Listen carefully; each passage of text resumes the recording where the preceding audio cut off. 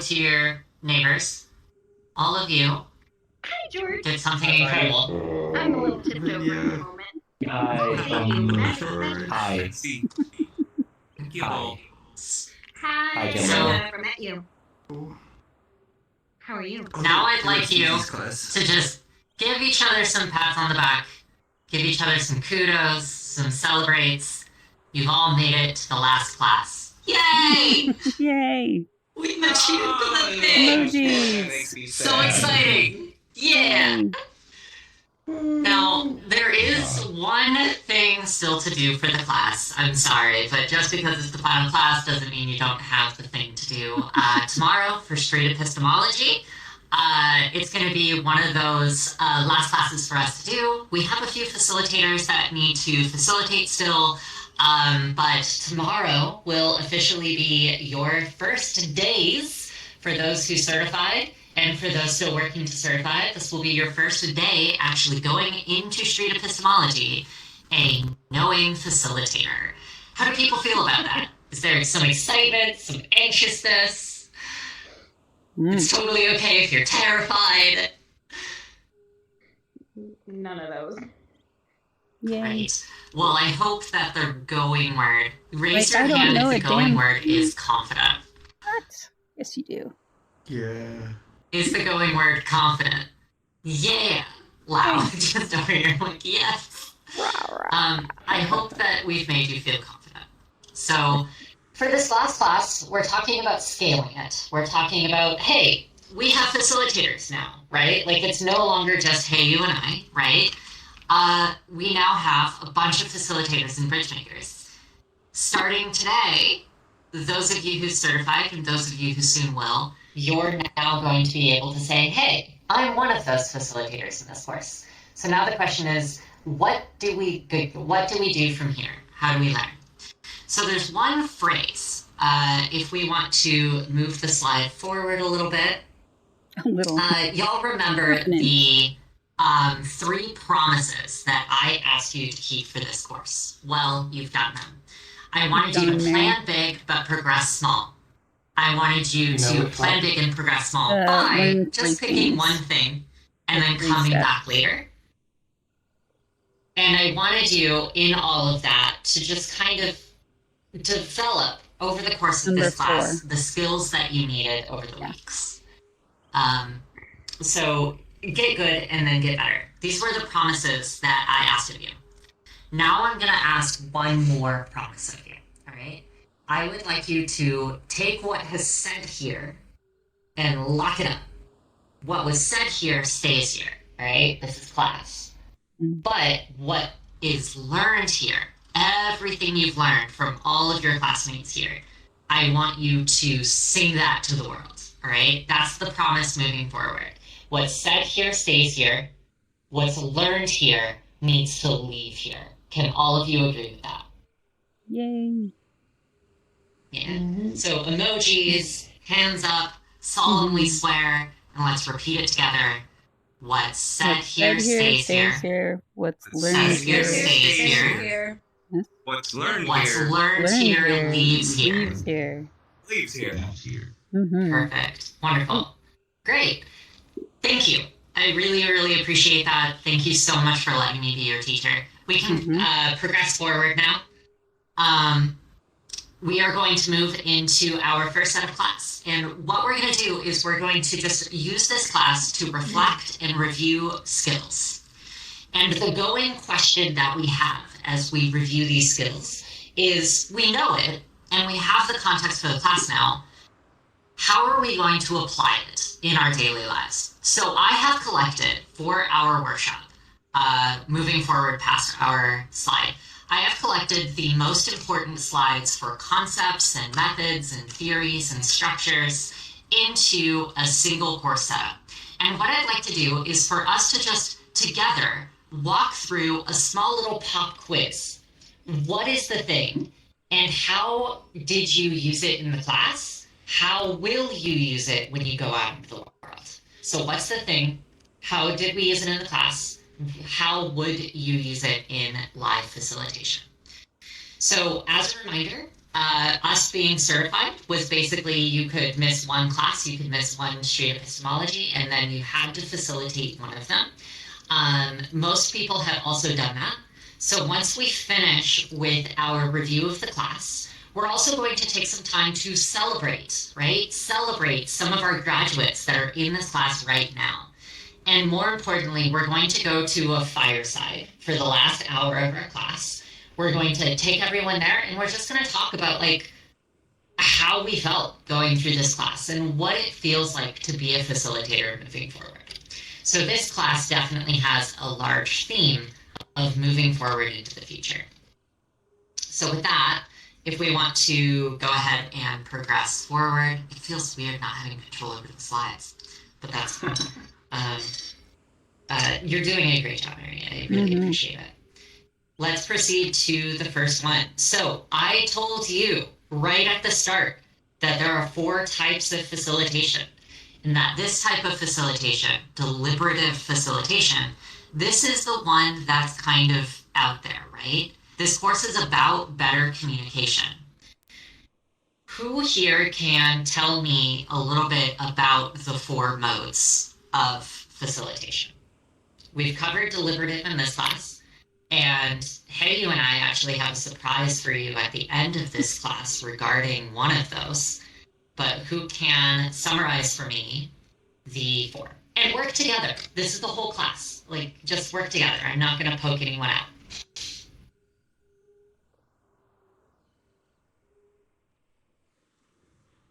This is where the more some drawbacks of not taking notes. Is it a workshop? I know. So the first one is workshop. What is the workshop facilitation for?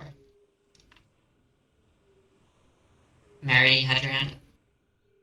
Oh, but you're also participating via text, right? Oh, yeah, you can talk. Awesome. I was thinking about the grid of high energy, low energy, high logic, low logic. Yeah, the Grace's approach. Yeah, and how that fits neatly with these 4, if I recall. It does. Nice. I think I'm a bit confused about workshop and deliberation. Which one was low energy, low energy, high logic? Low energy, high logic. Does anyone want to help with that? I think workshop is like high emotion, I low logic. have one way to memorize it, which just by the picture, because I'm really good visual learner. The workshop is basically a very intelligent woman, but you can see is she's also like very annoyed. So I would say she's like low logic and no emotion because she doesn't pay too much.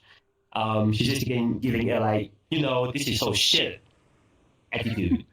And the support is like, I'm angrily smiling at you. So it's low logic, high emotion. The arbitration, she just looks smart. So high emotion, high logic.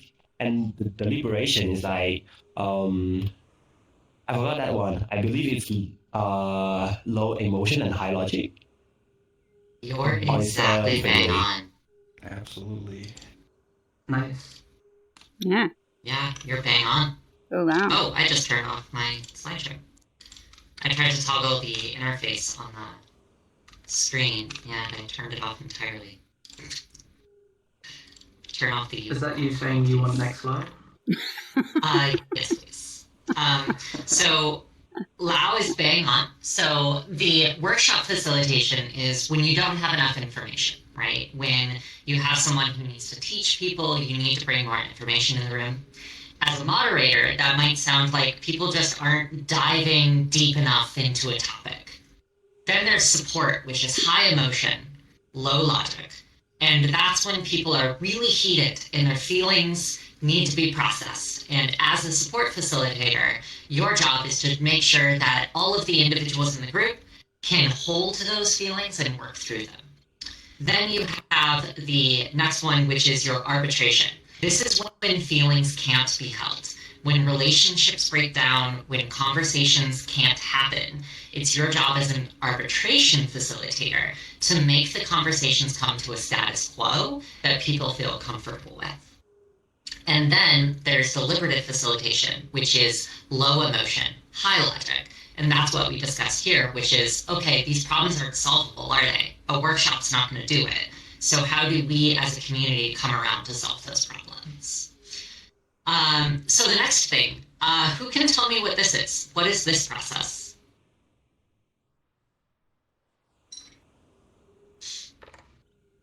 It's kind of how arguments devolve on the internet. Yeah, it's the descent into flame wars. So walk me through these steps. What are the steps?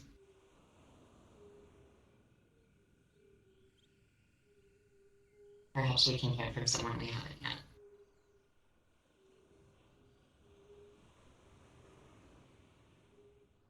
You just want us to go through the ones on the screen here?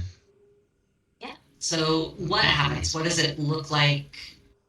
Yeah, I don't remember the terminology, but I do remember discussing this on the kind of the positions commonly taken that people like assume of the other side. So that first, no information, you just assume they haven't heard the information you've heard. They just haven't gotten the right information. And then number two, they didn't process right. So saying like, oh, maybe you just watched the same video, but you didn't understand it the way I understood it. And then, going to the, well, you must just be a bad person, the final stage, the kind of full tribalism of it, of like, well, you're just one of the bad guys. You're wrong. Does anyone want to add to that? That was pretty perfect, actually. Was there an overall, He said he like, didn't remember any of the technical words. And then he went on to use no, them. that's right. I can. That's what I mean about like earlier. The pledge. I luckily I never take notes on any sort of classes. I just kind of absorb. So. Nope, totally get it. And honestly, it warms my heart to know that you were able to absorb it that way. I appreciate that. Does anyone have anything they want to add about this particular process? George? I found that while facilitating some discussions outside of class, I'm kind of seeing the pattern of people sharing a lot of information, trying to like sow the seeds of that disagreement, and just recognizing that can and asking better questions can help build understanding rather than division through, oh, you don't get it, you don't get it, you don't get it. So in practice, that's how it's been appearing in situations. And adding more information just fans the flames because now it's more for people to misinterpret. Mm-hmm. Yeah, really good contribution. Thank you. Let's move to the next one.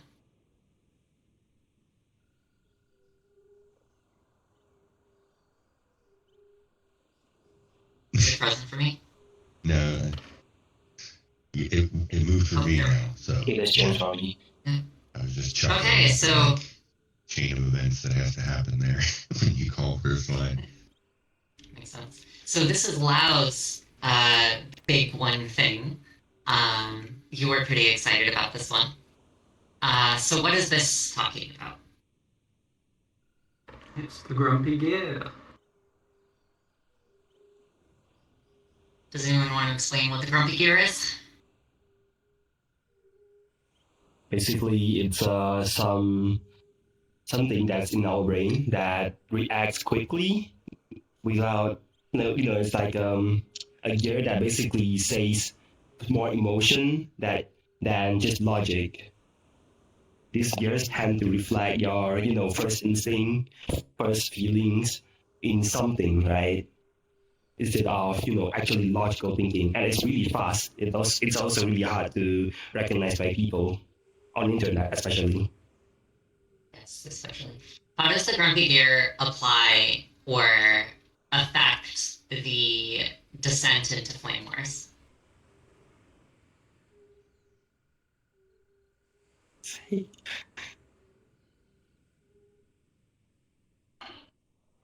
I didn't get it. If anyone could answer it for me. That's okay. But I mean, A lot of to people me, skip it's it. kind of like the ratchet of the gear is kind of moving each of those stages. So like at the grumpy gear at when you first encounter somebody you disagree with might just be like, oh well, you don't know, you're dumb, let me tell you. And then you know the you're dumb part would be the second part, kind of ratchets into, oh, you knew about that, well, didn't you understand this or that? And then so it kind of is a set position in my mind that like as it kind of ratchets up, you're still getting that just gut reaction rather than fully delving into it. Kind of more, I think of it as more of a. I'm trying to say this without making it sound demeaning, but like the unevolved, the lizard brain, the gut reaction kind of Primal, thing. yeah. The instinctual. Yeah, The primal. yeah. There we go. Those are much better words than I used. No, you were getting better there. than me. Mm-hmm. It also has a my way or the highway kind of side to it. Mm-hmm. It does, yeah. It tends to lock people up, right? Because oftentimes when it kicks into high gear, it starts to ratchet up emotions and they start to think they might be getting attacked for their identity, maybe. But in a lot of ways, just checking in with your grumpy gear and going, hey, no, we revved up a little bit too fast. That can help, right? So checking in with your grumpy gear. So this group of theories that we've talked about, the descent into the flame war, checking in with your grumpy gear, and the kinds of facilitation that you can step into, kind of help you determine, okay, where do I need to have people check in, right? So at this point, I'm going to ask you an overarching question, everyone. How would you like to use these concepts in your daily life moving forward from this course? How can we scale this to facilitation outside of this class?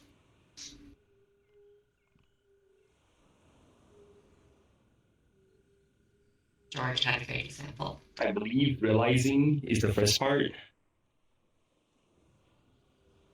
Okay, can you go more into that? Yeah, sure. Realizing that the theory or the theory we learn in class actually applies in some situation is really helpful because then you can apply it, right? Because we only learn from theory, and it is for SSE at the moment, it's kind of hard to actually demonstrate the chances or like the circumstances that is shown for the theory.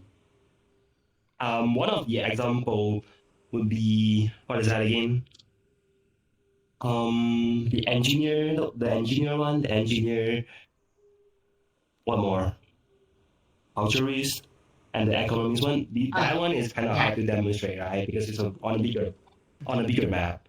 So the Scrum Picker one can be easily understood because we actually have people in SSE to demonstrate it. The first part is realizing the realization. The second part is applying it. The third part is demonstrate, and then we can learn. Absolutely. Does anyone have any responses to that? Anything they'd like to add? That's awesome. I just had the thought that you can only learn from something if you have an understanding of what's going on. And that's what this kind of provides, that level of understanding so that you can recognize these things happening outside of class. So recognizing when grumpy gears have been skipped in your own communities and stepping into the right facilitator role to intercede and make sure that that doesn't spiral out of control, right? Yeah. Great. Thank you. So let's move on to our next set of topics. I'm so tickled that all of you are remembering this. I'm so happy. If we want to move to the next slide. All right, so now we're going to talk about problems with the internet. So the internet is facilitating isolation at scale, and communities are built for specific identities. When I say that, and I recognize it's a really big topic, what kind of springs to mind for you? What do you remember about the reason why these things happen?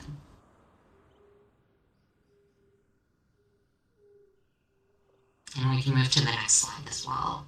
It'll give you a good hint.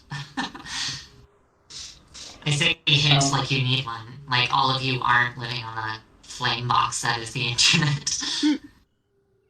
Bridging is harder, and bonding is much more attractive. And so when we bond, we're like typically bonding over a common interest, and that's kind of how communities form. Wow, Mary, just perfect. Does anyone want to add to that? This is a really good topic. How does the way we treat different social capitals, how does that impact how we communicate on the internet?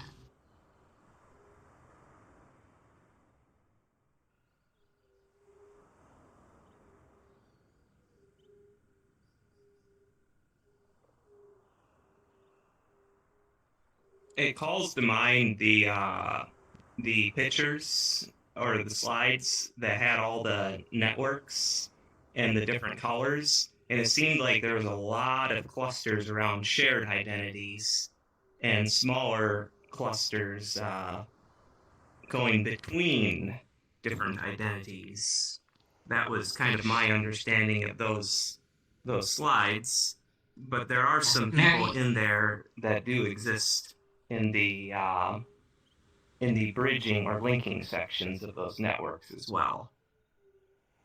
Mary, I think we actually have that slide. Can you proceed forward twice? I was exclusive. Yeah, I think we actually have that slide in here. Let's see what George is talking about. One more.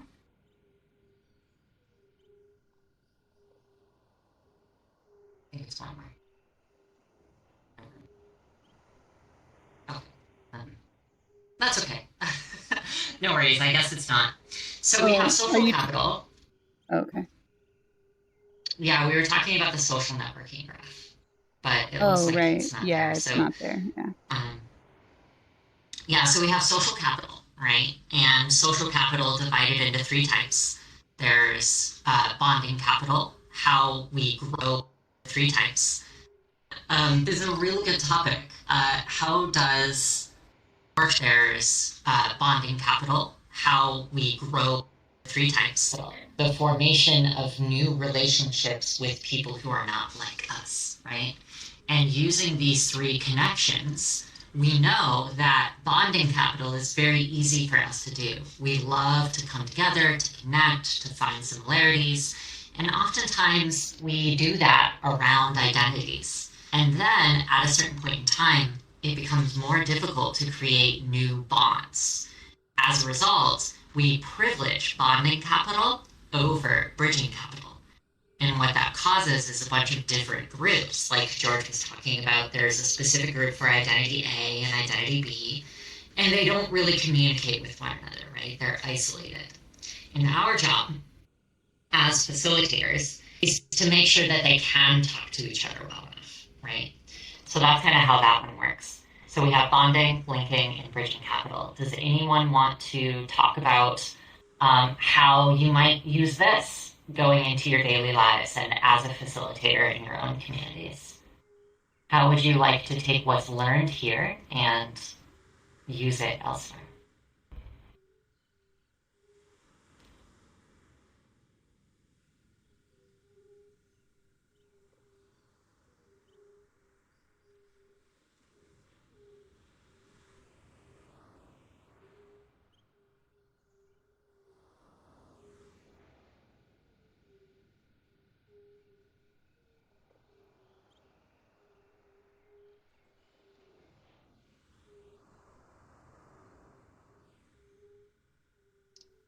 Let's go ahead and move on. I actually kind of like the waves in the background. It feels like moments of introspection are just there. That's kind of nice. Let's move to the next set. So we were talking about how we're going to use that information. So what actually creates a sense of community? What do you need to add to those spaces? But what is the direction? What's the goal of your facilitation, right? So you need to produce these four things: a sense of membership, a sense of influence, fulfillment of core needs, and shared emotional connections of your facilitation. What actually creates a sense of community? What do you need to add to those spaces and shared emotional connections of your facilitation? What actually creates a sense of community? What do you need to add to those? Now, you can see there that there's very little room or space for bridging.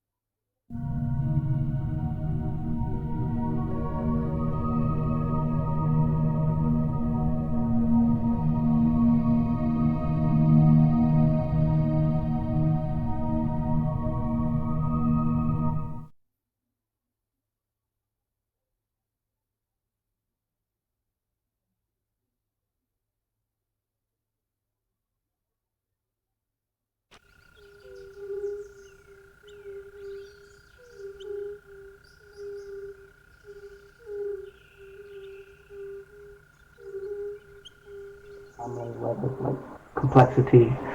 And where Hello, people Bria. are in. Oh, How are you? what is that? How are I you? can hear myself.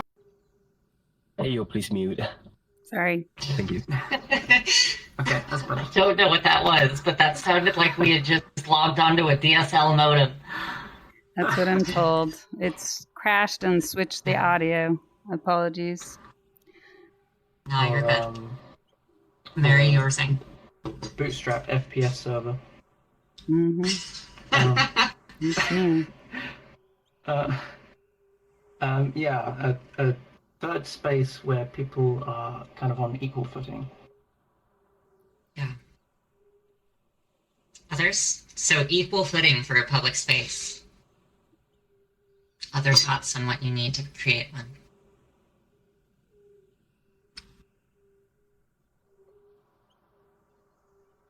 Somebody people.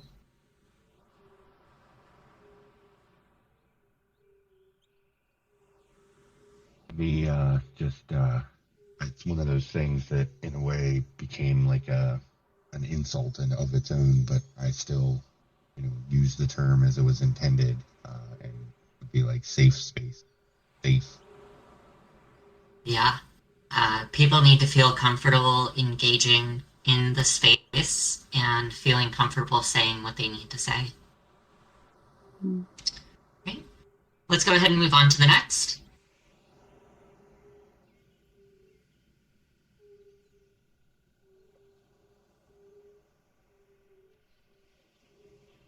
These are on a 6-second time. So here's a fun one. Let's talk about how internet architecture works. This is the biggest underlying theory for pretty much everything being built on the internet. technological affordances and limitations theory. Can anyone talk to us about what this means and what it ultimately does in, say, VR chat?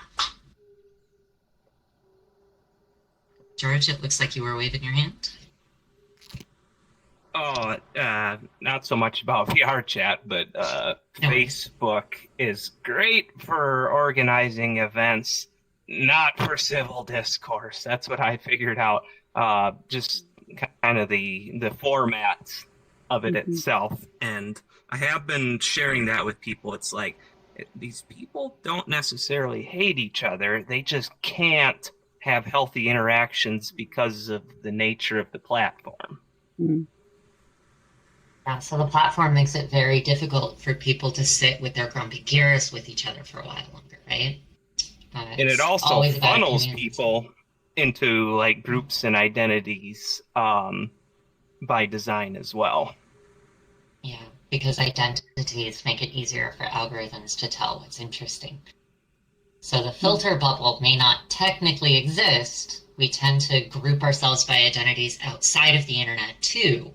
But because that is a very lucrative pathway for online communities, they leaned into a natural proclivity for the filter bubble. So we don't, as humans, like to be divided into filter bubbles, but it is something that we naturally do when we focus too much on bonding capital. That's a really great call out. I love that. Anyone else want to talk a little bit, maybe an example? Have you seen this happen in your personal life, where that might be? Mm-hmm. That has an interesting point there.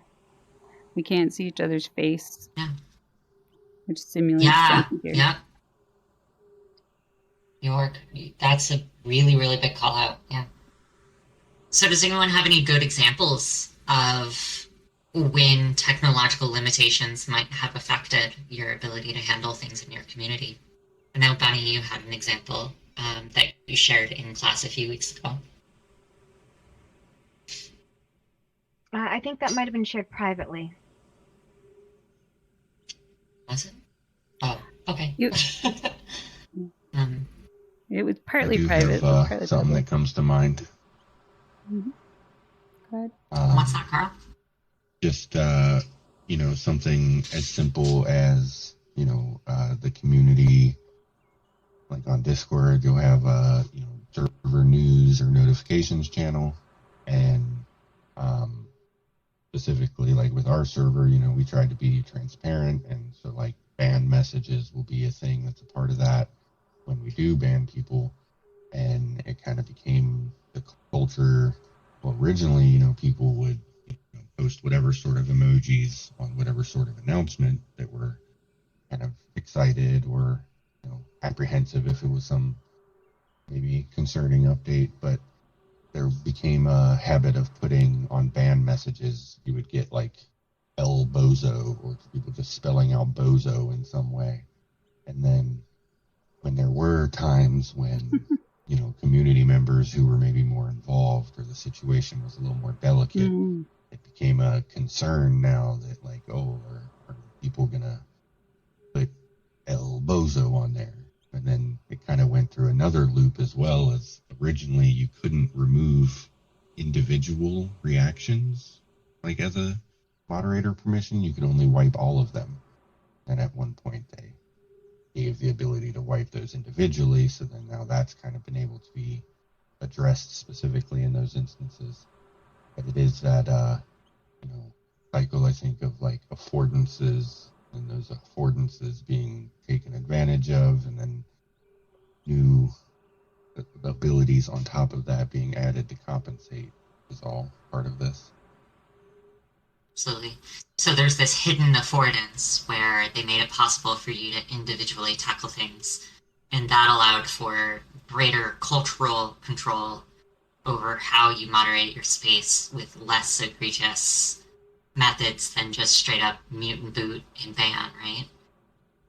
Well, not even mute and boot, but just like it was always awkward when there was a announcement that was sensitive, and then there just wouldn't be reactions, or like reactions were disabled for the channel, I think at one point for the day. Like it would kind of call more attention to the uncomfortable subject there, trying to prevent the thing. So, That's a really interesting example.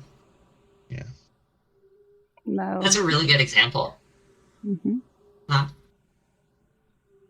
Oh, I just saw the character limitation, and I recall that Twitter as the thing that you are just forced to type shorter, and it has like a small circle that warns you you're over the limit. God, your fucking sentence. Yeah, that's true. All right, let's go ahead and move on to the next set.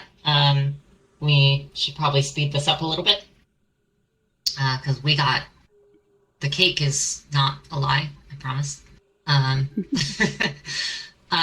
So one of the important things to consider is that we know, based upon these discussions, that technology is not necessarily going to solve all our problems, right? It's not one of those things where if something happens in your world or in your online community, technology is not necessarily the solution, because no matter what you implement in technology, at the very core of it, it's people responding to their environments. So no matter what technology you implement, it will generally always just amplify whatever the larger community thinks is going to happen. So if the larger community has problems, your tech trying to solve that issue could actually make it worse, right? And this is where you have to be very careful as a community moderator to find the right pathways. This is why you have to do it very distinctly. Let's go ahead and move to the next one.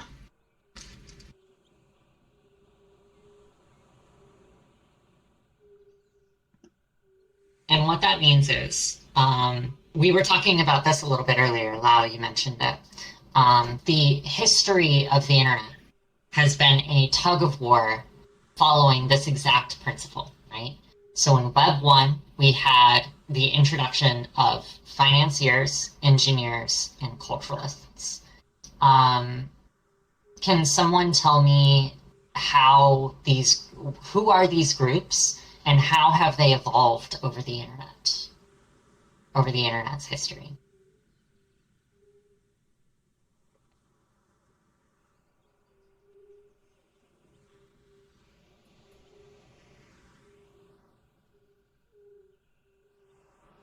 Mary?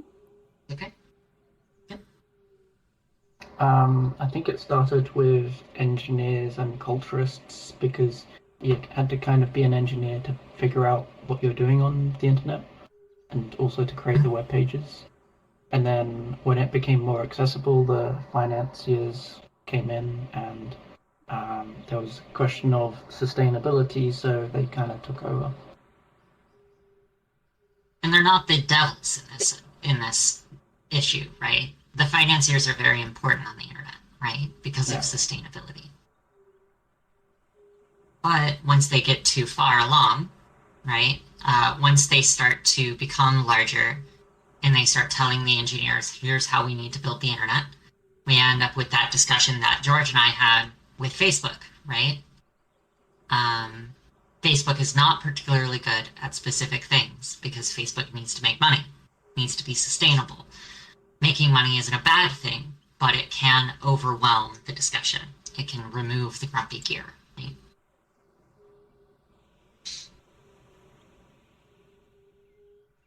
All I can recall is how evil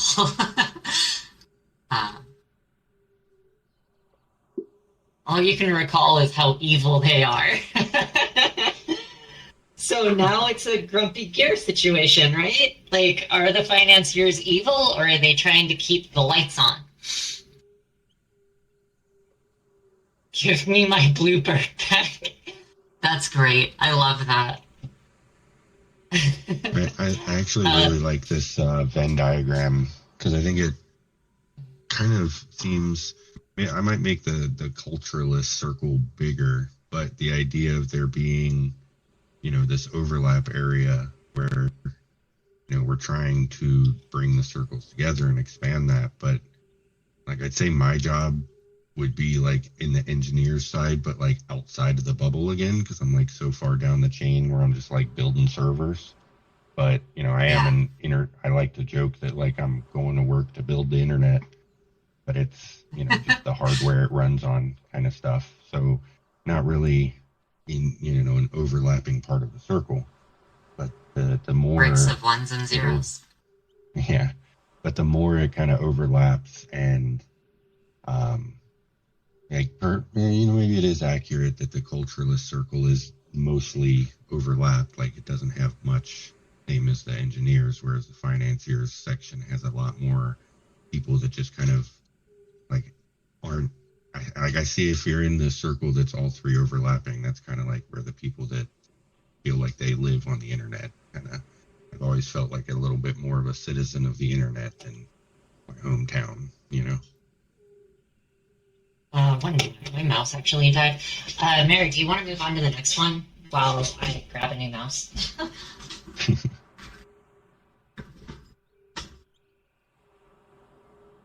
Since you can't see it right now, the next slide is wicked problems.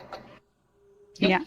Oh, wicked problems. This is a big one. Who wants to tell me what wicked problems are, why they matter, and how you see them in your own world?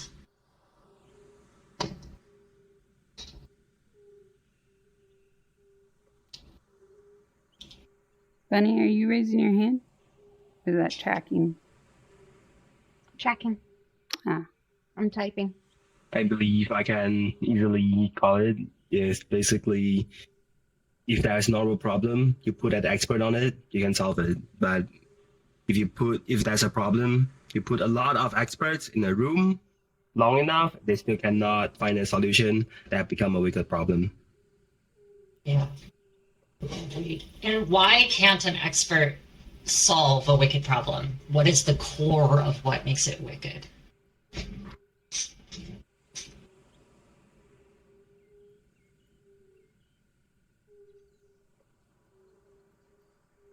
Too many content pros, and there's a sacrifice for every decision. Yep. So it's a lot of people with a lot of opinions, right? And they're not all wrong. A lot of those opinions are right. They're equally right. They just contend with one another. So wicked problems are forged in the fact that if you give everyone an opinion, and they all have different opinions, any solution you have is going to have necessary pros and cons that must be sacrificed. And this is the inherent flaw of democracy. If everyone has a voice and an opinion, then making a decision becomes extremely difficult, right? Awesome. So here's the question. How do you, after this class, want to use wicked problems in your own communities? How are you going to take what's learned here out into the wider world? Does anyone have any thoughts on that?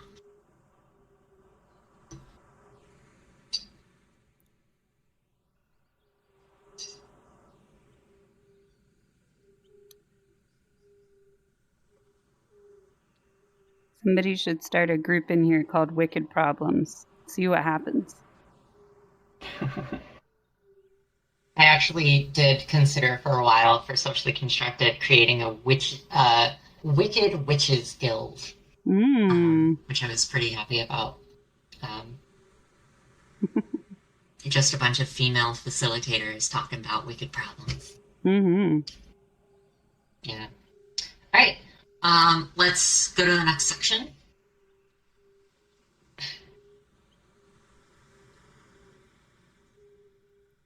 Okay. So one of the big things for us actually implementing on wicked problems is to recognize that when we have meetings and when we discuss with people, we can divide our conversations into the 3 phases of a conversation. So there's the divergent thinking, creative thinking, all of the ideas kind of come up and everyone gets excited about that because it's a creative process, right? But then once you have all of those things on the table, people tend to fight over them. And our proclivity as humans is to try and make a decision as fast as possible, try and get it down. But there's a certain period of time between coming up with the decisions and figuring out what the right one is, where we need to kind of groan a little bit through it. People need opinions, people need thoughts to be a part of the contributions, to communicate with one another. We need to understand better the advantages and the drawbacks. We need to reframe what is good and what is bad to what is just a different approach than another approach. So this is where we come across those placemats, right? We have 3 approaches to a problem, such as children in VR space, based upon people's responsibility. How do we make it possible to fuse or combine the approaches into a plan that we can move forward with? So if you think about in your online communities, asking, okay, what is the need? Why is this such a big issue? How many people is it hitting? What are the ideas? And then you look at all those plans and you lay them out. Then you can use those plans to create an approach that you can then focus on as practical, right?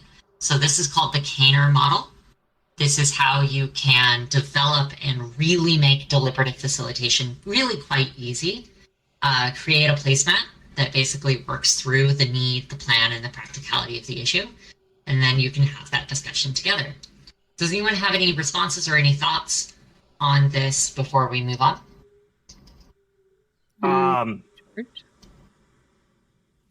Yeah. Are there any quick examples of what this may look like in online communities? Yeah, so do you remember that deliberative placemat that we used for children in VR? Yeah. Yeah, so you can just make one of those for any issue that you want, and then you just facilitate a conversation through it. Another example is the street epistemology sticker. When we do street epistemology, we always have a sticker that includes the 3 questions. One, to get people used to the format. A second one, to get people getting used to arguing with one another in a good way. And then the third one is the really big topic, right? So you're setting a precedent for the room to allow for conversation of that discussion, and then it comes out. So we have a lot of different formats that we can do. And as a facilitator, it's now up to you to say, hey, this conversation is going to be difficult. How can we set up the room so that it works better? And I think that'll actually be the next slide, right? So you're the expert. Your job is to put together the infrastructure and the setups, not to answer questions or to provide information, but to format the way that people converse with one another to come up with their own questions, right? That's kind of how that works. And one of the easiest formats that you can use is just the round table conference format. You have a stage where you have a specific discussion, and then you just divide people into tables and you facilitate it. What are some other formats that you can think of that might be good here? Street epistemology is one of them. We also have this group development. What's some others? And they can also be based upon worlds and stuff like that. Yeah, I was going to say that doing, like, when we do our meetings for bridge makers, and we've done loosely similar with Discord streaming for meetups and other groups, where you're kind of using like a Miro board or something that everyone Miro can kind of boards? access. And you can kind of segment areas off, or you can have the graphic like you've got that's already got kind of the outline of the discussion, segment off space for each group or person, or like breakout if you've got a larger amount of people deliberating. Absolutely. What are some digital specific formats that you can use? Ones that are specific to VR chat.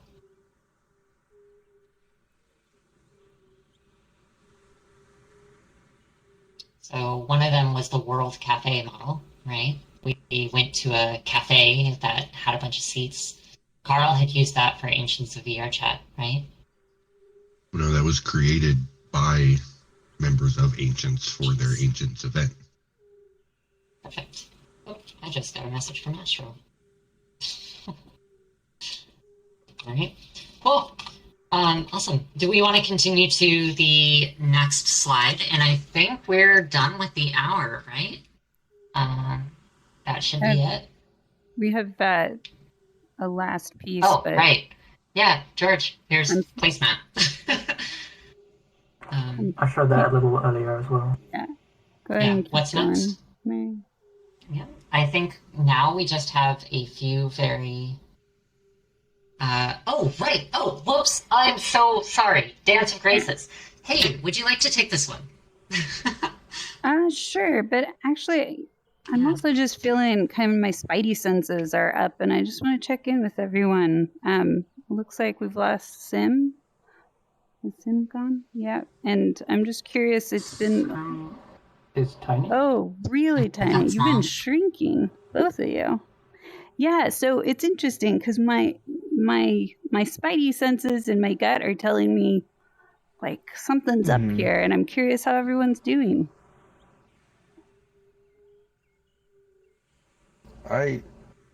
Yeah, Kibble. There's a lot of theory, but there's like nothing practical. Yeah, do you want to say more about that? Yeah, let's talk about that. Yeah, let's talk about it. Yeah, like if I don't even know where to start. Okay, so my thing is like if I went to a coding class and I was going to learn how to code, but the whole class was like, these are the different languages and these are the tools we use, and then these are like the different styles of coding, and this is why people should learn to code. And I feel like it's kind of like that, where it's like I learned everything but the coding. Okay. That's very interesting feedback. Feedback that I find that very, very important. Yeah. Thank you for telling me. So Does anyone want to dive deeper into it? Okay. George had something. Oh yeah, my thoughts were actually racing throughout it, and it was racing with real life applications of these, and like a lot of examples of how it might look and what and like experience applying these. But it's kind of related to like how can I reflect on our theoretical basis that we're exploring right now with a lot of examples. And also I tend to contribute a lot as well. So I wanted to leave that space open for that, but it seems like that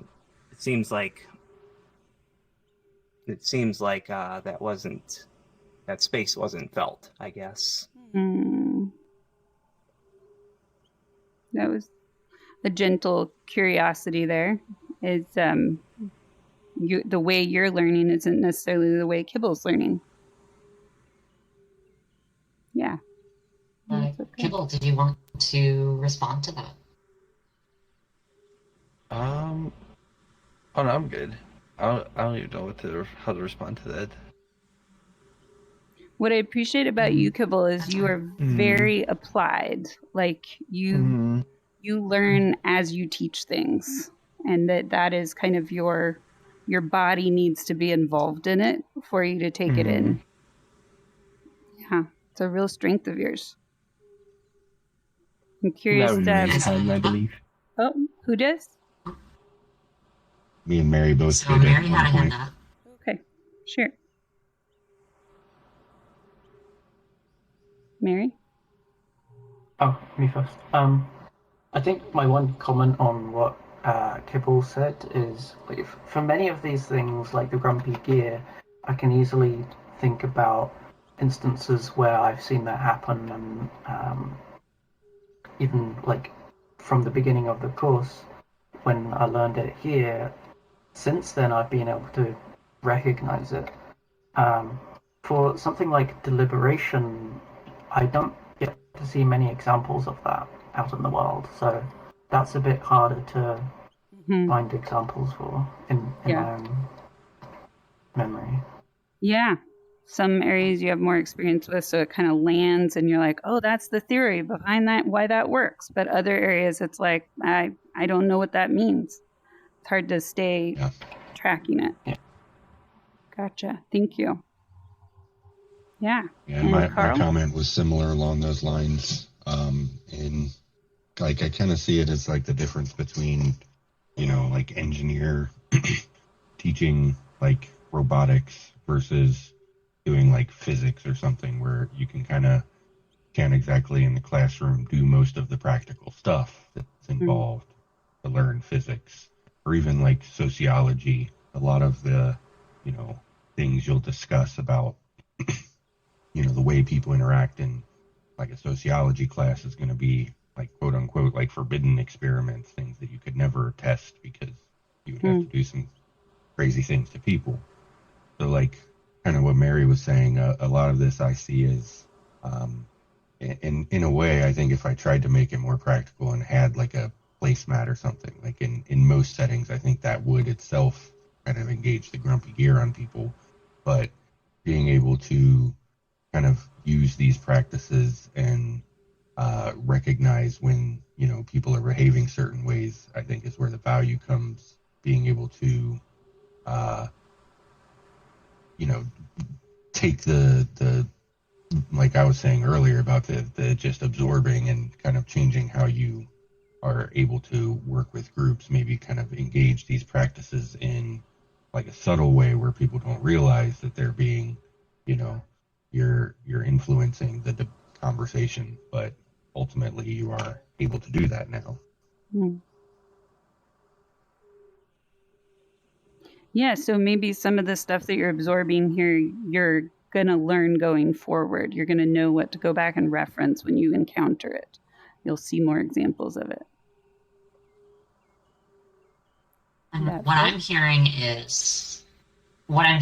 and I would love to throw this back to the group afterward, is that the course made it a lot easier for you to recognize the issues and a lot easier for you to see them in the world, but didn't really spend a lot of time talking about the approaches for what to do about it.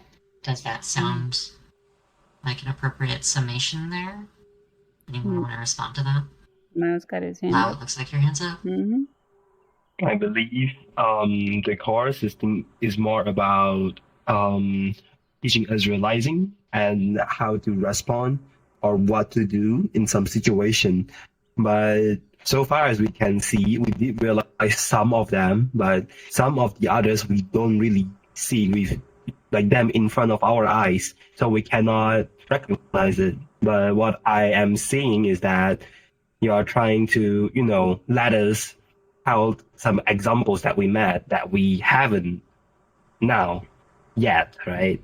So in the future, we might recognize it, as you said, and as Hale said, right? We might recognize it, and then we come back, and then we, pick up again and relearn everything which is learned, right? And then we can actually apply. So at that point, future us may be able to answer you, but the now us can be silenced. You gotta expect that. Yeah. Thank you, Lau.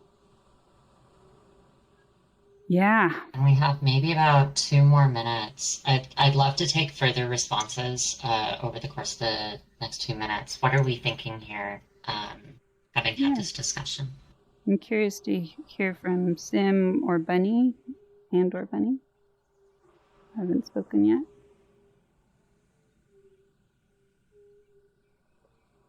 I'm more in a listening and absorbed mood. Okay. Thank you for letting us know that. I really appreciate that. Yeah.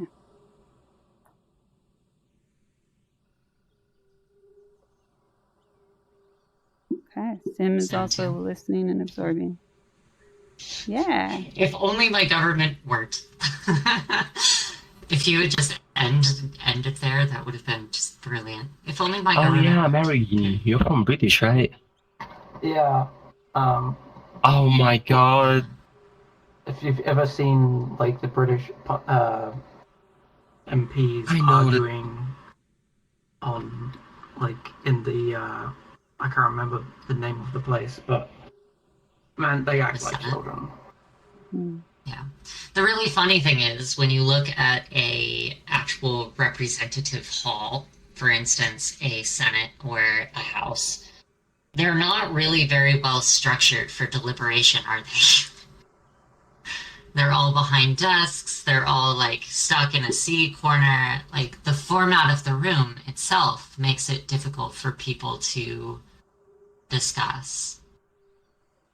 Mm-hmm. Versus virtual worlds where we get to just set up this room however we want. We can break the laws of physics if we want to, right? I also think that some of this is, think about it like when we grow a new garden or forest, the first thing we have to do is talk about how the other forests are grown. And a lot of these theories don't really show up in social VR yet. This is a very uncreated space for socialization in a healthy way. And so that can also be kind of an avalanche of sorts of going, wait, but I haven't seen this in here or even in my life. And so we are breaking new ground here, and it gets muddy, and it feels like, when do I see the growth come from it?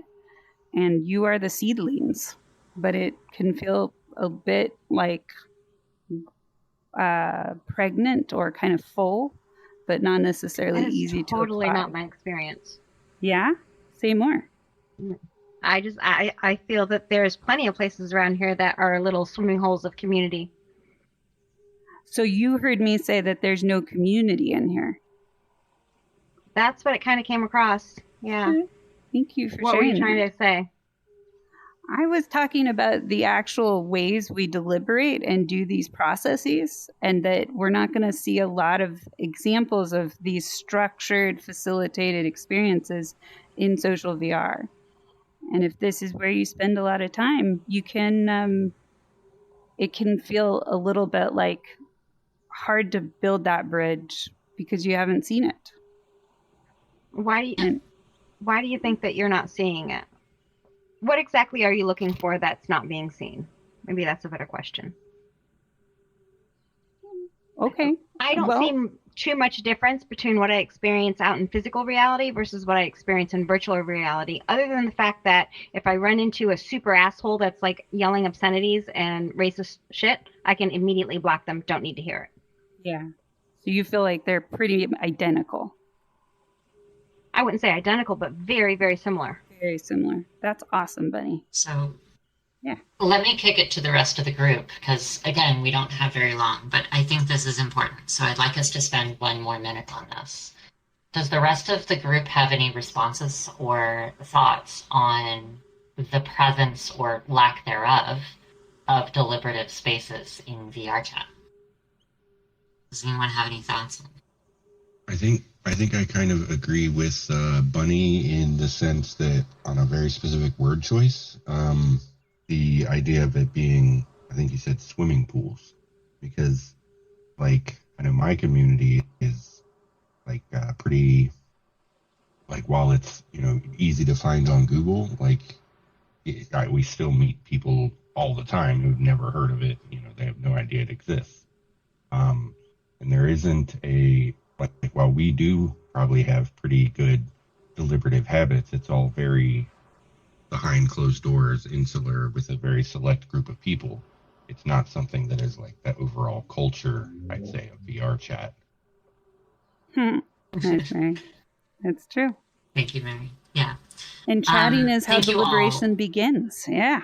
So thank you definitely for all this feedback. And thank you, Astral. I just saw your tiny body over there. You guys are receding into the couches here, the rugs. Yeah. So thank you for the feedback. And I think for the adjusting even for today, I'm not necessarily feeling like laying another theory on you when you can't apply it today. So I think we're going to skip, even though there's no glitches today for this particular part, we're going to let this go. And if you'd like to learn about repair and reconciliation, we'll tell you how you can do that at a different time. But we'll spend the rest of the hour doing some other things. Yeah, so go ahead and skip through the next 3 or 4 slides. Do you want to go to what is next for you? Why are we going to skip the repair, reground, and isn't that like one of the big key takeaways that we're doing in here? I think that we're going to skip it because we're going to have to go a little too fast through it, and we needed to slow down here and just kind of see where everybody's at. We were having shrinking and quieting. And it's better to stay present with where everybody's at than just keep flooding you with things that maybe don't feel as applicable or hard to see. So we will cover this, but maybe not today, because we kind of used our time up trying to check in. Yeah. So yeah. Here's what I can say. Let's just say it now, right? Like, if we go after this, the thing about this is, I agree, Bunny, one of the biggest concepts, the Three Graces pathway, the approach and the return. And it also connects directly to the dot model. And the dot model has been a core part of Bridgemakers for a really long time. So we need to give it its due, right? So after a deliberation course, after we finish now, we actually have a little bit of an announcement for you. Mary, if you can move forward. Yeah, it was probably 26. I'll let you take that. Or 27. We already did 26, so 27's fine. Oh, wait. What? Interesting. I didn't know that was still up there. Yeah. Okay. Well, we did this one. What's said here stays here. What's learned here. So let's go to the next one. Yeah. And also survey. Please do the survey. That survey is going to help us with developing the rest of the class. Let's go. Let's move forward one more. Did you switch the slides up, Benny, or later? I don't know. Maybe I did. Huh. Oh, hey, Yeah. it's Teacups and Kibble. Where is the announcement? Yeah, I think that he's played it before, so they'll be at the end of these, which is fine. Yeah. Okay. No worries. Okay, we're going to move on. We're just going to move on. Yes. So we have an announcement regarding the dot model at the end. We'll do it at the end. Apologies for that. So what we're going to do, let's take back the room. Let's wiggle it out, right? Let's shake. Let's emojis. Let's dance. Let's enjoy our space. Look at each other. Yeah. You're great. Let's George. take a little bit of a body break. Thank you, George. I love that. Okay, so we have a big thing, right? We have some celebrations to do. We have some graduates already in this class that I would like to recognize. So as a reminder, these individuals who graduated have attended 5 out of 6 of the courses, and then 5 out of 6 of the street epistemologies, and they have facilitated 1 street epistemology session. Now, what that effectively means is moving forward, this certification is going to be available to you to use however you see fit. If you would like to move forward with your facilitation, you'd like to turn it into something practical, something traditional or anything like that, this certification is basically going to enable you to work with us to figure out what that is. Do you want to run another street epistemology in another group? Do you maybe want to try your hand at facilitation in a physical space or in a small city? Do you have a facilitation topic that you think would be really helpful for another community? You're just not sure how to run that event. Well, now you have the certification that says you can do that. And now you have an entire community. Look around, all of your classmates, all of these people can help you do that, right? So this certification is officially a new status, a new setup for you to be able to take on tough problems. So you should now have the confidence that you need to set stuff up as you need, right? So what we're going to do, we could do that, Mary. That would be awesome. Creating a civil discourse chat group. So what we're going to do is we're going to take some time to celebrate and to recognize all of the students that did graduate now. If you are not graduating yet, please know that's totally fine and okay.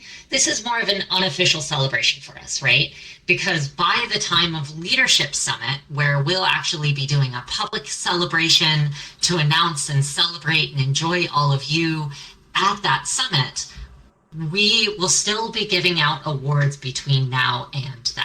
So consider this an unofficial thing, and then we'll do the big official one at the Leadership Summit should you wish to attend. So with that, let's go ahead and move forward. So our first one, unfortunately, is currently at a vacation right now. So let's celebrate him. Armani. So he's not quite here, but if we can get some emojis, wish you were here, Armani. Yeah, celebrate. Armani actually had some one things regarding having time for feelings and setups was one of his big one things. There's something that you have to appreciate as a facilitator because it can be a little bit difficult, right? And then there's also 3 graces. So really, really great. Happy to have you graduating, Armani, if you're watching this back. Really appreciate it. And then our next one is going to be Astral. Yay! So Astral, if you want to come up here. Yeah, hop up here. Yeah. Tiny Astral. Yeah. And you had one saying that facilitating can be emotionally taxing. So first, celebrations for everyone. And Astral, if you just want to say anything, you don't have to say anything even. You can just let it be. But this is your acceptance speech, so to speak. You don't have to if you don't want to. But congratulations. Yay. Well, thank you for hosting this class. I really am happy to participate in, as you said, hey, this is a frontier for building. Deliberative spaces is hard to find in space in VR because people aren't really thinking about it. The kind of possibilities that can be done here, and I'm really happy to be part of a group that is starting to consider these things. Thank you, Venya. Thank you, Heyu, for organizing this, and I'm really happy to see how this evolves. Yay! Thank you, Astral. And our next one, if we can move forward, I'm very excited to announce that Carl, you've passed. So if you wouldn't mind, come on up to the front and let's see those celebrations. Woo! And let's see those awards. Carl. I got my sticker set as well. Your sticker's like a rug. I love it. Yeah, there you go. Bam! There you go. So, accepted speech. Yours is, once you said facilitating is a lot to keep organized. It's hard to know when to summarize, when to let it flow, and when to push. Any thoughts on that? I have no memory of saying that, but it sounds nice. It was after a street epistemology a couple weeks ago. Yeah. It was during one of our after action reviews. Well, in typical fashion, I just kind of start talking and whatever comes out seems to work. So, for me, I'm just really glad to be a part of the beginning of Bridgemakers, kind of offering more official facilitation. Some, in the spirit of what Curious and Bunny were getting at there, and more tangible things over just sitting around talking a lot. So very glad to have been a part of the class. Thank you so much. We really appreciate having you here. Yay. Okay. Next, we have the ever so illustrious, dancing, energetic, wonderful George Brown. George. Come on up here. Oh, my favorite, the stage. Yes. Did you have a prompt or a reflection of what I said or something? Yeah, so you actually shared more than 2 things. We had quite a few from you over the course of the past several weeks. But the one that we thought was big was the way that you just took and ran with the forest for the trees analogy. So the one thing we took for you was that a forest is vast and it's really difficult to tell where you are in that forest. People tend to focus on the trees. But the brilliant thing that I noticed you had was labeling those trees and labeling it not just for you to keep track, but for everyone else. Really, really great one thing. Yeah. So I've grown a lot from this course and the practice we have here, and it's given me the confidence and tools to bring that facilitation into physical reality. And the people who are really appreciating that, we're starting to adopt bridges as a buzzword, like literally with the people that I know, and they're very grateful for what you're doing here, and they see the value in the mission of bridge building and bringing civil discourse into the world. Oh, that's so beautiful. Thank you, George. Oh, yeah. We grow new ground, and we have all the pain points that come with that, and then the sparks of joy where it takes off. And some of us at different times than others. Did we lose Kibble? Now? Kibble. Oh no, we lost Kibble. Now Kibble is... we have the illustrious, the mysterious, the really surprisingly, wonderfully wise at 6 a.m. Jean. Do you want to come up? Can you imagine Oh him my at 8 god. a.m.? What would you like I'm during at 6 a.m. daytime? I know. We don't even know who you are during the light hours. Yeah. Alright, so what should I actually say? Yeah? Yeah. Your hashtag one things have been very consistent, and the funny thing is you've kept them to hashtags, which is very surprising in a wonderful way. But you mentioned a lot of wicked problems and grumpy gear. You were talking a lot about those systems. And a lot of your contributions have been making sense of where you can really find those in reality. So thank you for that. And also, what would you like to say? I would like to be much more graceful. I really love the chances everyone is offering me to grow, to see, to recognize, apply, and learn. This is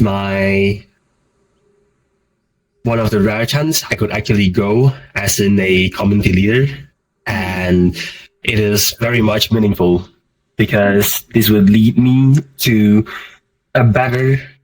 become a better leader. And I hope in the future we will be both connecting and growing together, because even though there is something that we do not understand now, we can learn them together in future. And I appreciate all of you exist in here, or people who are not existing here, like Teacups, Norman, and they have their hard time. Thank you, classmates. Thank you, Lau. Everybody give Lau. Yay, cheers. Cheers. Emojis. Yeah. And everybody graduating Thank you should so have much, Lau. received a sticker with your certificate. Don't use that You like did a that? badge. Wow. Yeah. And we have one more person who I also want to do a special shout out for the immense amount of work that you've been doing behind the scenes. In addition to the course, you've been doing so much for us, and you've been doing absolutely wonderful. I've particularly seen your one thing as you've acted it out as well, which is knowing when to avoid giving an opinion, when to actively choose to reflect and start the conversation, and how to be respectful in authority and power distance. You've really been focusing a lot on that as you've been building out the Discord. I've noticed what exactly does status mean. So I want to recognize not just the hard work you've put in this course, but the hard work you've put into Bridgemakers as a whole. Thank you so much. So cheers for Meridio. Yay, Meridio. Yeah. Oh. I have one thing to say to this. Yep, he's gonna die. This is the classic Mary. Oh my They god. died. I've been on mute. What Oh, has you've been on Jose mute? bring Oh us? no. Oh no. Do you want to catch Yay. No, I watched. I heard. Oh. up? Oh, okay. And Yeah, but we Kibble's didn't back. hear you. Woo. We love hearing you. I know. I do I actually- haven't mastered the rewind power yet. I'm still working on that. Oh, Mind power. Well, Ooh. once you've mastered all of time and space, let us know and we'll. Oh my god. The power. All right. I I'm did pretty figure sure out George why. is more advanced than I am, given those dance moves. Wow. Okay. Okay. Well, there we are. There are all of our graduates. So I would like all of our graduates just one more time. Stand up, take a bow, do a dance. I want to see some sets there. Great job, y'all. George with that perfect bow, so genuine. The one death animation is really what. There you This is are. about to say it's really what actually four of our crystals, Jose, me, Simulation, and Mary, which is keep bringing it up. Yeah, Mary is living on in the death. It was so, I know. Oh no! Clown baby's back. Oh no! Oh no! Oh no! Let's all look at the slide. Yeah. Okay. So we are going to end the session with an appreciation game. But first, what's next? Because it's not just all of you that are going to take what you've learned here out into the bigger, wider world. We have to talk about what's next for bridge makers. Namely, hey you. I'm next. No. We're next. Or hopefully people you know who want to be next. Some of you have had more exposure to this than others, but Vinny has been covering how we can cognitively and socially shape spaces to solve problems together. And that is one way, right? So another way is empathy and supportive spaces and kind of going deeper and inward instead of outward and upward, right? And so we're going to do a very similar format as to what we did around like the timeline, etc. So we're going to do a free workshop like we did with Civil Discourse before, and you can invite your friends and anybody you think could use some upskilling on emotional fluency. And from that 2-hour workshop, that will launch the next course, which will follow after about a month. And there's going to be a session invite that will bounce you to the socially constructed site with this workshop and course. Go ahead and go to the next slide. So the course is going to be covering that 3 graces return process with some applied learning. By the time we will jump into that, we're going to be having our monthly wisdom circle going that you can attend with bridge makers. And we're going to be looking deeper at nonviolent communication and how that shows up, how to initiate it. How do we mediate when people are having arguments? We've learned some of that here, but also like, what if it's just one-on-one? Or what if it's just in typing form? Or what if it's with strangers? We're going to look at what are the mechanics of supportive circles? How do you walk up and recognize that you're in a supportive circle versus a debate or a deliberation or just a hangout? And then what is the risk? There's a lot of people that can be really nervous about going deeper with people because it's almost like, oh no, is it going to fall through? And people are going to be so upset that they can't stay safe, or maybe they get really activated and start attacking each other. So how do we mitigate that risk? And that's going to be our next 6-week course, and it'll be starting late October. Any thoughts or questions or curiosities?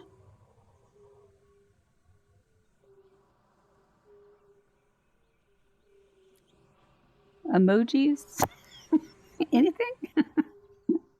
Oh, thank you, Mary. Mary is ready to sign up, and George is typing. Who wants to learn about uncomfortable feelings and how to navigate that? There it is. There it is for you. I am happy to inform you. I just sent it live. Yeah. SEMS.me/.workshop. and we were originally going to host it in August, so it's got Aug at the end, but it's The here. wrong month. Yeah. Yeah. Feel free to grab that, pop in. It works exactly the same as the course. And reminder, this workshop is free. So it's a time for you to kind of reflect on it. It's a complete offering. So if you've just come to the workshop, you are going to be leaving with something truly valuable. It's going to be there. And it's just basically going to be, hey, you and I going, hey, here's what a sneak peek looks like. And here's what it might look for us to build this second one together. So if you remember when we were talking about the 4 kinds of facilitation, workshop, support, arbitration, and deliberation, we just did deliberation, which is low emotion, high logic. Now we're going to flip to the other side of that, high emotion, low logic, with the dot model discussion and support facilitation next month. So that's where we're going. Very excited for it. Mm-hmm. Are there any questions about this next workshop? Or definitely don't do this the way you did it this time? Yeah, George. Will the Clara method be a sort of recurring approach in these upcoming courses? Yeah, definitely. And we're going to have a lot of mnemonics for you. As you've gone through the high logic, low emotion, that's been this course, which can feel a lot more heady, like Curious was kind of insinuating. The emotional part is going to be more emotional. You know, we can learn it logically, but it's really not going to activate in you as a facilitator if you don't practice going within and naming the frustration when it's coming up, in addition to naming what you're frustrated about or whatever else. That can kind of depolarize it just by saying, hey, I'm frustrated. There haven't been enough applied examples here today or through this course. That acknowledges your humanity, and it also allows for a dialogue to happen there. Yeah, we'll be doing an appreciation game next. Yeah, so thank you for the question. Right. We'll definitely be practicing Clara method. Any other thoughts or questions? Is it gonna be on Saturday every week? Yeah, for the class, it'll be on Saturday. I think, did we schedule we did the workshop also on Saturday. Oh, I was like, the class does have some room for us. Like, we've got like a month and a half worth of advertising runway. So if it doesn't work for everyone, a poll is viable.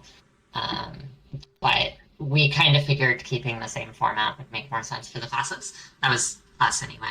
If y'all disagree, we can run a poll. Definitely say it. We have more than enough time. The workshop will not be moving its time, though. It's too soon. Yeah. So now what I'd like to do, we haven't done it at all in these classes for the past 6 weeks because it's been a lot of us learning and developing, right? So we've been focusing a lot on what our #1 things are. But now I would like for us to spend a little bit of time just talking about each other and our experiences in these classes. And what better way to do that than the way that we have always done it here in Bridgemakers with the appreciation game. So for this appreciation game, it's going to be the exact same rules and whatnot, but I'm going to add one very small curved beach ball your way. As you talk about it, I would also like you to discuss what you think the other person's facilitation strength has been throughout this facilitation course. What is one strength that that person showed for you in the class? All right. So let's go ahead and do that. Hey, do you want to take away appreciation? I would love to take away appreciation. And I'll also give it. So you all know the appreciation game rules. Thank you, Sam. Oh, you leaving, Sam? Would you like to? Do you have to leave immediately, or would you like to start? I know everybody bombs him. Yeah. You could go first, and then we can. Oh, gotta go right now. All okay. right. Bye, Tim. No worries. Okay, so you all know magical balls in the middle here. This is all the energy for the last 6 weeks that I've been gleaning off of the moments, and it's right here, 6 weeks. And so what we're doing is we're throwing it to somebody who is least expecting it from us. So that's an important one that a lot of people miss. Least expecting it from us and will be most surprised to receive it in that moment. So if somebody's looking away, seems distracted, they're your perfect candidate if they have not already been appreciated. So who would like to grab the ball first? And again, Venia's instructions are appreciate a strength of facilitation you've seen in someone here. So it's a little more specific than normal. I like the contemplation. Oh, Kibble was just, yeah. Did you raise your hand? Oh, or was that tracking? It is tracking. I'll go ahead and get it started and grab the ball. Yeah. And I want to throw it to Lau. Lau. While we know, there's the time and language barrier and cultural, which I'm sure I even have no idea about, I just really appreciate, I can kind of clearly picture you. I can't mime it myself here, but that you just take a moment and you think sometimes. You pause, you collect your thoughts, and then you move forward. I try to emulate that a bit sometimes, just in the, it's okay to stop running my mouth at times. For a second. Sometimes it's definitely okay to stop running my gear.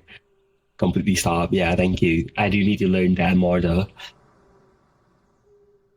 Yeah, that was the move right there. The hand to chin. Just did it. Okay, so my turn is, let me think, specifically facilitation. What's one big strength you've seen in one of your classmates?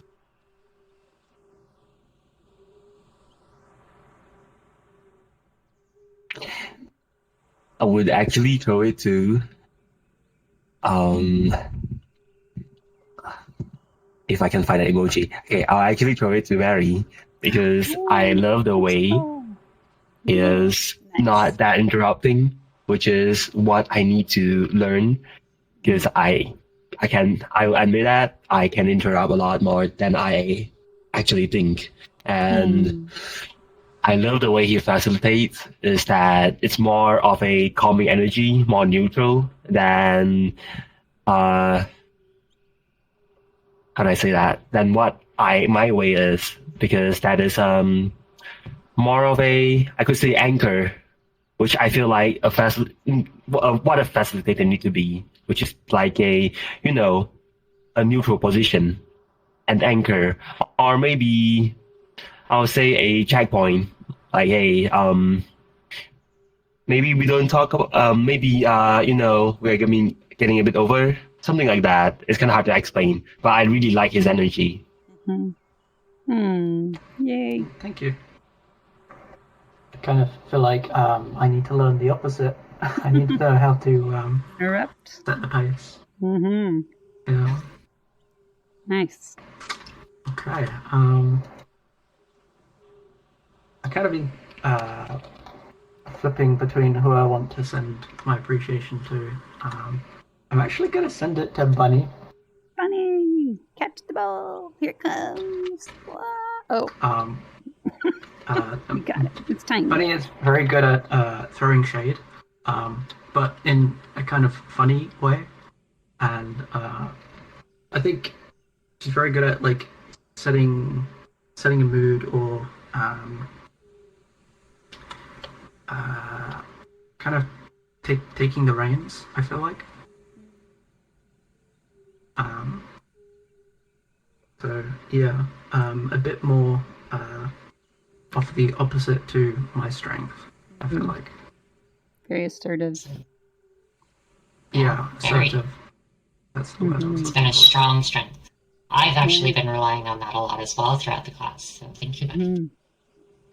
I'm going to throw my ball over to George. I think George has such a lovely, happy demeanor when I saw him facilitate. He really did a good job at reiterating what he heard people say and asked for clarification when he wasn't quite sure what they were trying to get across. And the fucking dance moves. Yeah. Fucking dance moves. Yay. Them fucking dance moves. Yeah. I love it. Good energy, I George. love Really that. good energy. For sure. Yay. And George? Kibble, you get the ball. Here. He handed it to you. Whoa. It's for some of the additional discussions we've had, because we seem to share the desire to find the examples and applications from this class and develop from it, especially as you bring your experiences of being a community builder. And I've learned a ton from that and really appreciate those discussions we've had. Yeah. Oh, thank you. I can reflect that as well. I really appreciate everything that you've done outside of this, especially in connections, to make street epistemology more and more and more. So thank you for that. Oh, thank you. Let's see. I'll throw this to Astral. Astral, catch the ball. Yay.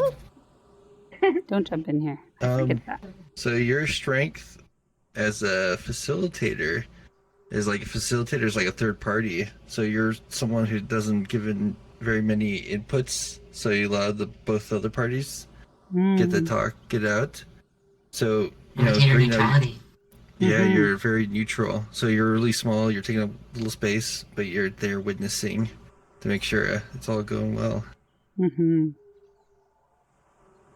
Yeah, Astral's a deep listener. And that makes many people get quieter when Astral finally speaks. Yeah. Thanks, Kibble. I also appreciate the spaces that you host as well. It's good to see.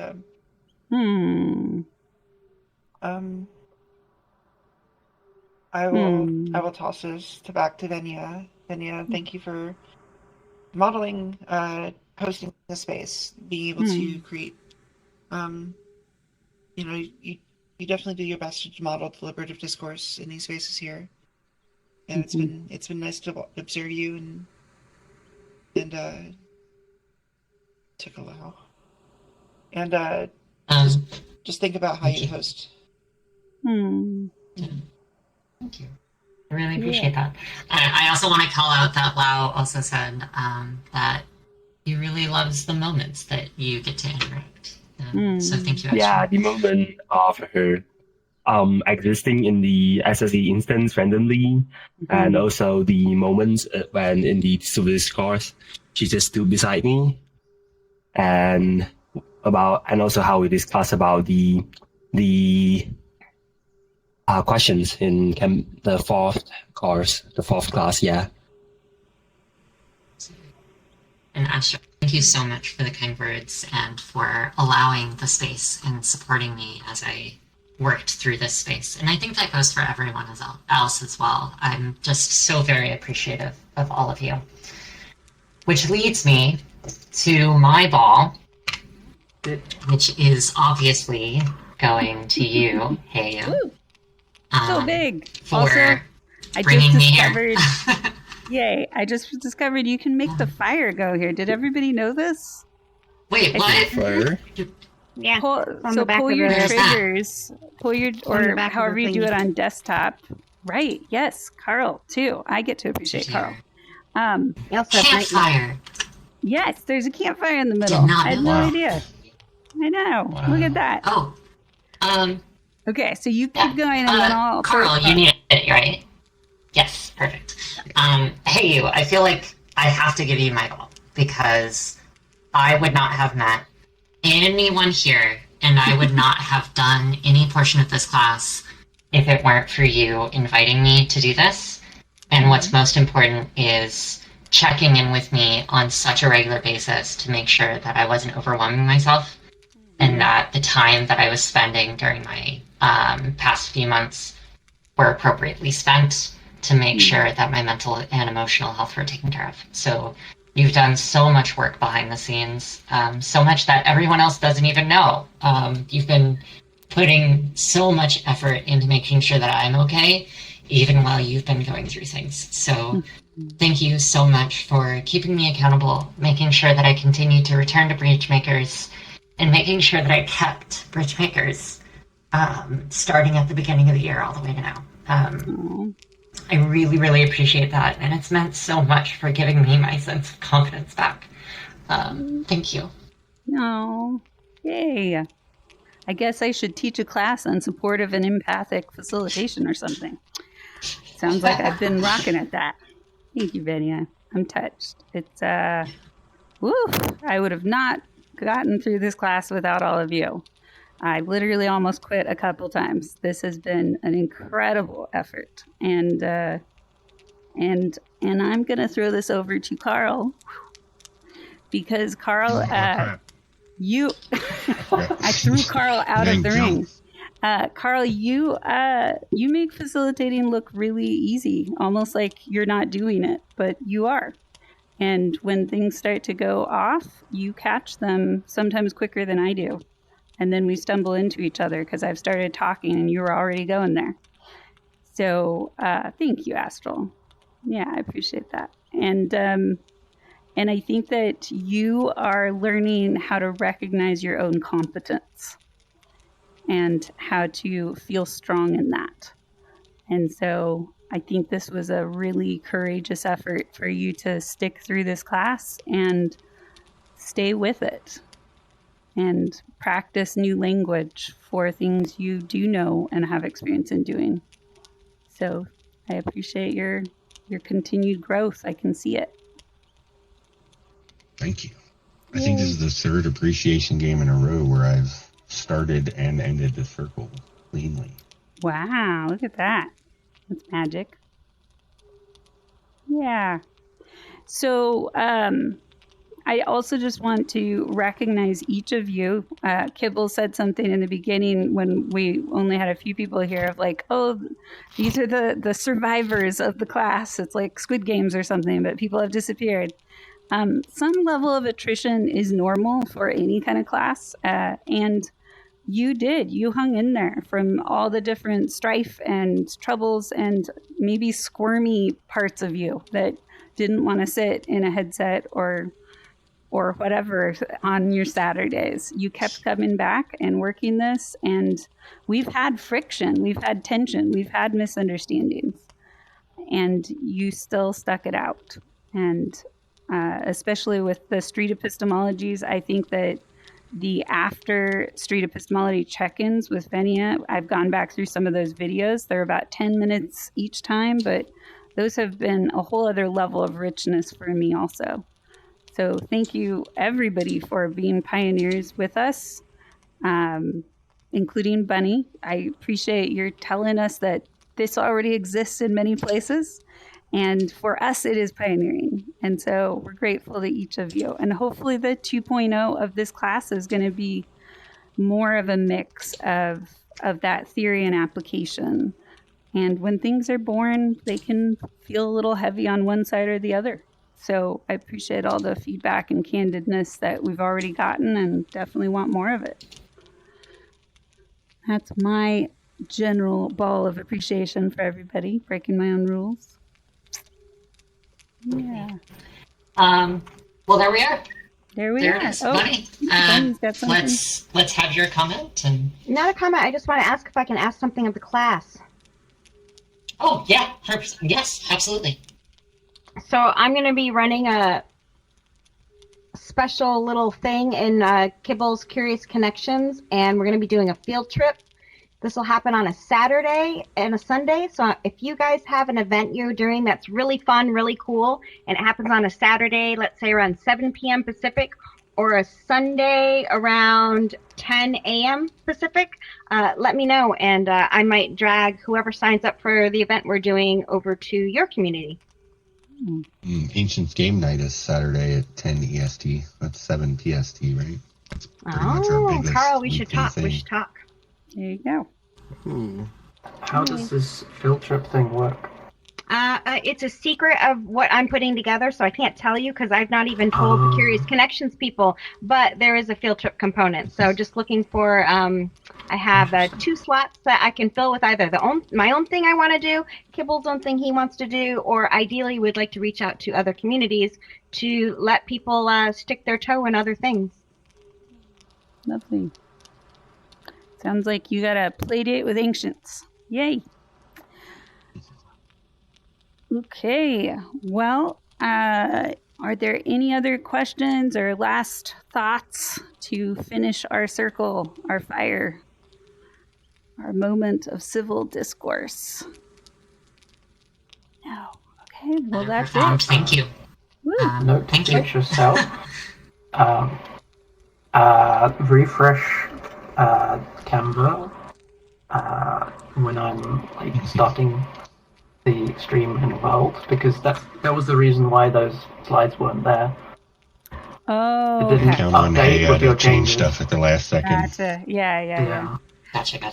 No worries. Thank you. Because we can't not change things at the last second. No, we're both. We can't not do it. We gotta way. stop that. I created a second web page with Canva on it and then dragged it over to replace it quietly.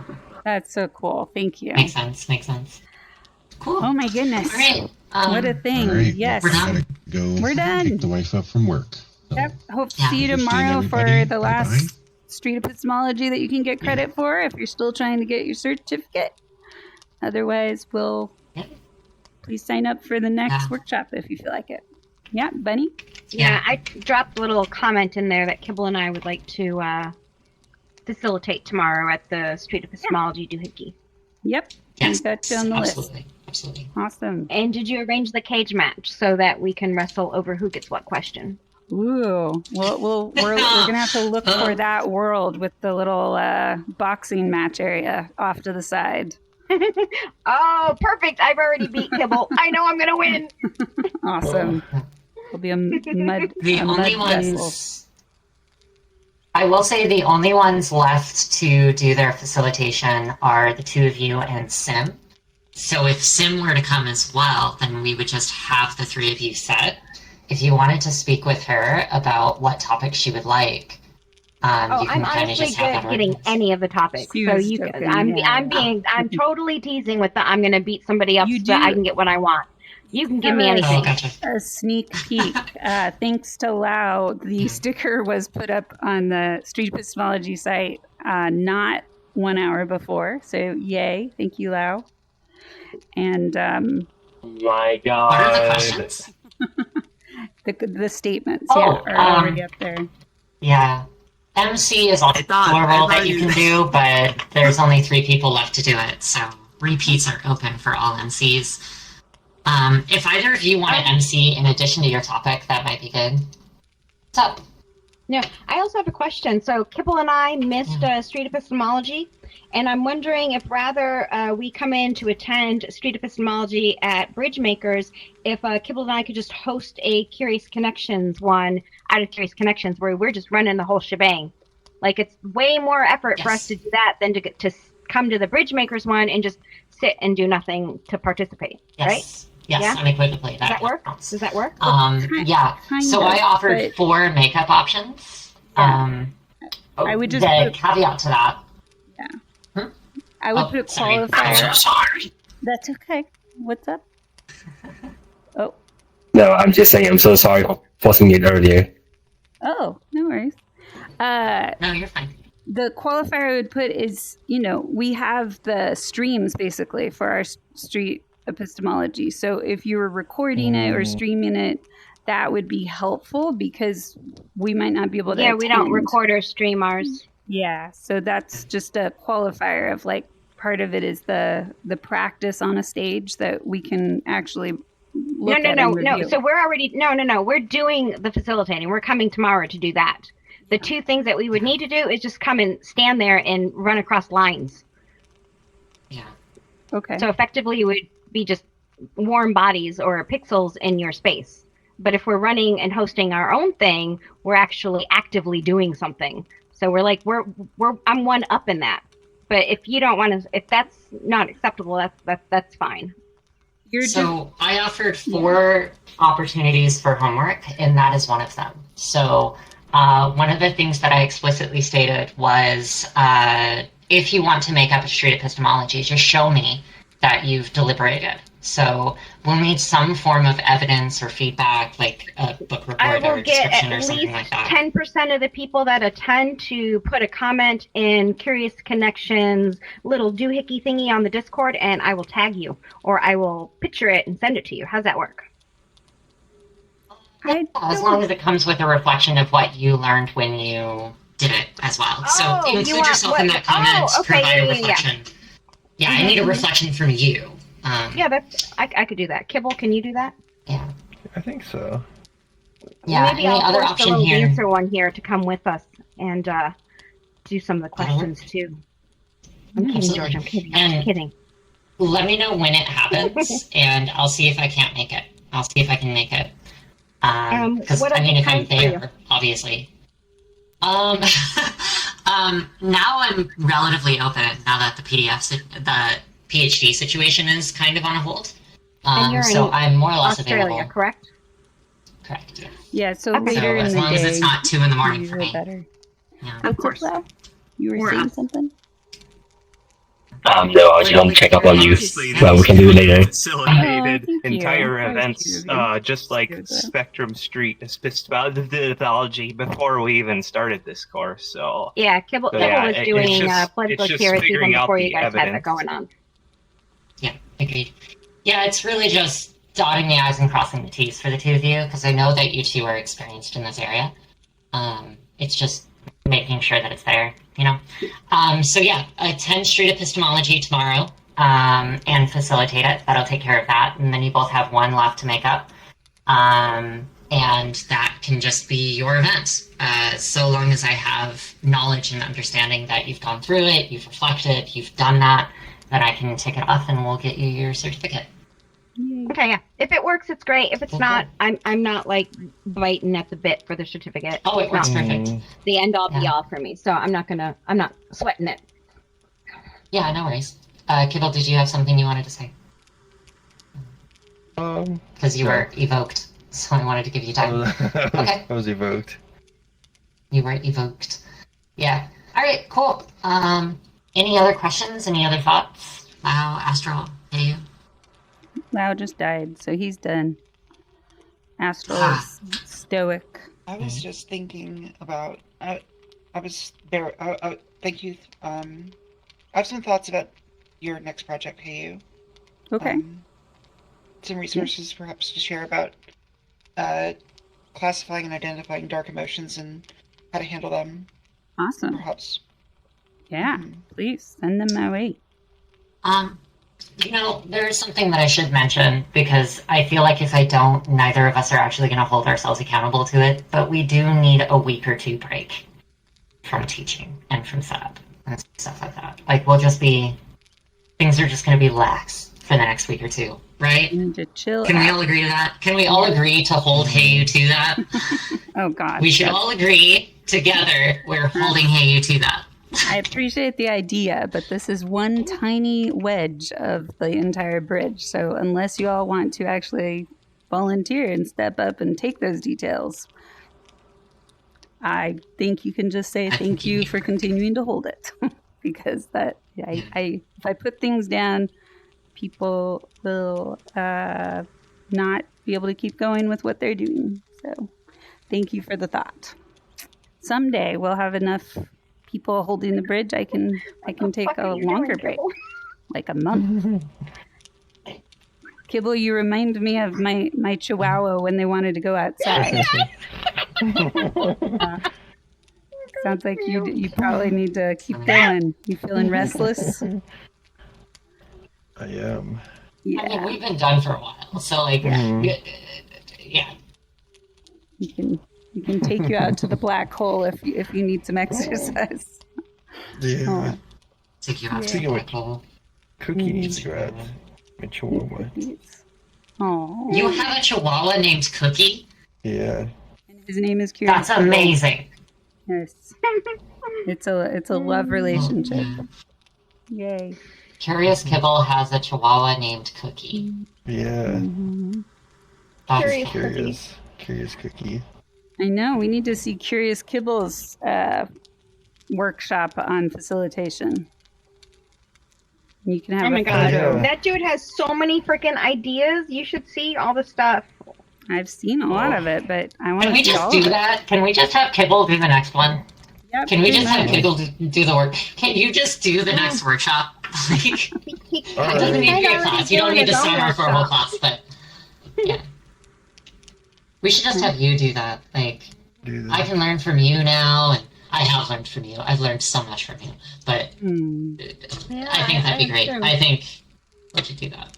Yay. Because the hard part is figuring out the other part. Because I feel like we only learned like a little bit of the first part of the facilitating, but we never got over how do we align our ideas to one another so we can actually agree to take an action to do something. Yeah. Maybe. So, I felt like, in a lot of ways, the way that I had designed that to happen was the class was going to be the need and plan, and then you would move into SSE for practicum, for practicality, which is why pretty much every time I coached or I hosted for individuals, I basically coached almost explicitly on the pointers that were taught in the class the prior day. And if that didn't, like, make it across, totally valid feedback. I think it was present, at least for me as the teacher, but if it didn't make it across for the students, then I need to make that a lot more overt. Yeah, and there was also another piece of feedback that I'm thinking about in relation to that, which was Bonnie saying, hey, a lot of this doesn't directly relate to virtual worlds, so maybe some better, more exclusive examples would be a better idea for virtual worlds specifically. And that could probably hit it better. So, like, those two pieces of feedback, I think they jive really well. And I think that we can come up with a pretty easy solution after that. And maybe, Curious, if you're open to it, we can actually create a workshop specifically about driving that concept home. Like, maybe since it wasn't in the class, we can just build a workshop to drive it home. Yeah, because, like, if two people, like, let's say we wanted to do something, and we're like, oh, all these people have different ideas on what do we do? And I'm like, I'll be like, oh, I know all about the Grumpy Gear, or I know about social capital. I know how to solve this. Or, you know, it's like this guy wants to do A and this guy wants to do B. So how do we facilitate so we find an option that's C that they both like? And Yeah, I feel like, I mean, it's really selecting the format. I wonder if maybe, because we did a World Hop that talked about format, and we did a practicum specifically about changing the format. And we had you train specifically on children in VR and free campus. So we had you do that format twice. So there were 4 opportunities. I wonder if what we could have done for each opportunity was change the format so that you experienced one new one every time. We also could have done that for street epistemology. Hey, you and I had a conversation about whether or not we should change the street epistemology formats for each week to, like, Maybe we'll provide check in 6 tomorrow? different formats. Half hour before? And we ultimately decided not to change the SSE format because it wasn't just students who were attending. It was also for the public, so it needed to be consistent. I wonder if we can do that, like, if we can plan a better way to include more diverse formats and have them more grounded to kind of increase that practicality. Sorry, this is me kind of thinking out loud, I'm realizing. What are your thoughts on that? It's okay. I have Hope to we've go done better at to this. the next thing, but I will see you all later. Thank you. Bye. You too. Bye. Oh, hi, Lau. Sorry, I didn't notice. Have you just been texting? Hey, you. I'll catch up with you later. Okay.